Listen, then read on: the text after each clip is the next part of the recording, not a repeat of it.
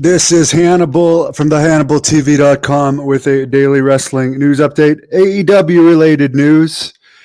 Dynamite did only a 0.27 rating this week, only beating NXT by a 0.1, which has to be pretty sad. They haven't used Ric Flair again since his debut, which just boggles my mind. And I actually looked at the results to perhaps wonder why the rating wasn't that good. And let's just go through the results. MJF defeated Garcia. No idea who Garcia is. Sting and Darby Allin defeated the Outrunners. No idea who the Outrunners are. Swerve Strickland defeated Penta El Zero Miedo. I would rather watch paint dry. Samoa Joe beat Keith Lee by referee stoppage, then gave up the Ring of Honor TV title. I watched a bit of that one on YouTube. That one was the most interesting to me. And the Guns defeated the Bollywood Boys, former WWE low card talent. Good guys though. But yeah, you can see that's a pretty, like, don't they have Edge under contract? Jake Roberts. Wasn't Jake Roberts supposed to do something? What happened to that match? Maybe that's something else, but I thought I remembered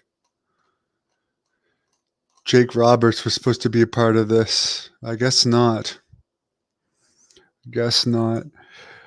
I don't know. But apparently Tony Khan was made an offer by the CW for Ring of Honor to be a TV show there, which Ring of Honor is not a TV show now. It just has clips on AEW's YouTube channel, and they have their own Ring of Honor Club network. Tony Khan apparently turned it down because he wants to wait till AEW's deal with media rights deal with Warner Brothers is up, because maybe he can get a deal with either Warner Brothers or another company for AEW plus Ring of Honor. I was actually listening to Lance Storm earlier today talk about how much content AEW has right now. 5 hours of AEW alone plus Ring of Honor. I understand they're getting paid for it, but I mean, Lance Storm said it. When it was 2 hours, he was more interested in AEW because it was digestible. Then now there's 5 hours. Who wants to watch 5 hours of AEW when, let's look at the stars they have. They have now Ric Flair, Sting, Edge, from a mass appeal star, Chris Jericho. Then to a lesser extent, for the new fans, I got MJF, Kenny Omega, the Young Bucks, but those ones don't and I'm not taking away their talent, but those guys have zero appeal to talent like me, or to fans like me. But I don't know. I don't think they're out of the red yet, but they're making good money. But I can understand why the rating wasn't good for that one. Oh, somebody's not an AEW fan. I have nothing against anyone that likes any type of wrestling. Everyone has their own tastes. As I said earlier, I actually found last week I was watching a lot of matches from all different companies, and I found I like best of anything to watch old WCW matches better than absolutely any other type of wrestling. So not everyone agrees with me on that, but I was a WCW fan.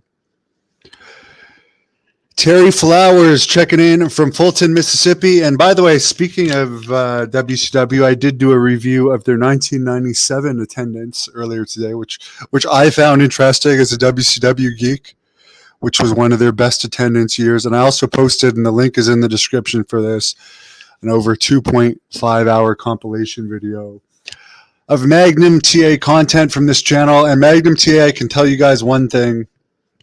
He is a very nice guy. Met him in person several times, various conventions, which he probably doesn't even remember. I'm sure he does remember his interview with me, but just seems like a genuinely nice guy. It's funny, a lot of people give me heat from asking Tully Blanchard about Magnum TA marrying his ex, but you guys have to find that like somewhat strange. And it is interesting. Like, could you imagine as a wrestler, I would find that really weird. Like feuding with somebody and them marrying my ex-wife. I would find that weird. Magnum, in my interview with Magnum, said that it was awkward at first, but because of the connections they had over the years, they got over it. And Tully said he didn't know why that happened. Terry, of course you love WCW if you're from Mississippi, because WCW always had Uncensored from Tupelo, Mississippi. They put you guys on the map. If there has been another pay-per-view since then in Mississippi, I don't remember it, but I do remember the Uncensoreds. And I have been to Mississippi to do my interview with Kamala. And nothing bad to say about Mississippi. I wish I had spent more time there. I drove from Memphis to Mississippi and back. And I remember my rental car had it was a rental Jeep, and it had some issue where the accelerator would just jam and it would start going at incredible speeds.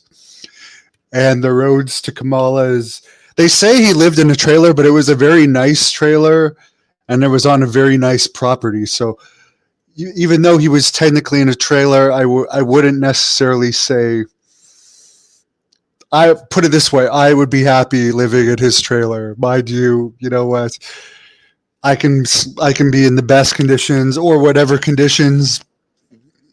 I'm pretty easy to please, but I would say the narrative that Kamala was very poor and lived in a trailer. I know he had a lot of financial issues in later years, but his trailer was pretty nice overall. It had statues on either side as you're pulling up. I forget if they were gargoyles or lions, but like he had a long driveway, and on either side of the entrance to Kamala's driveway, there was 2 large statues. So I mean, it's not like he was living in a trailer park.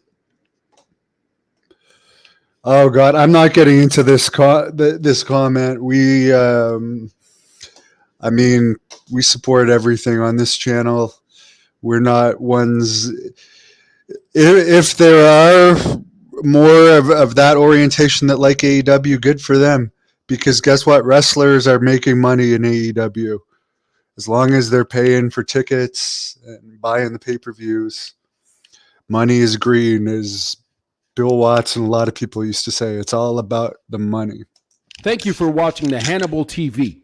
Please like this video if you enjoyed it, and click the subscribe button to not miss any of our latest shoot interviews, match videos, or news updates. Follow us on Twitter at the Hannibal TV for instant updates.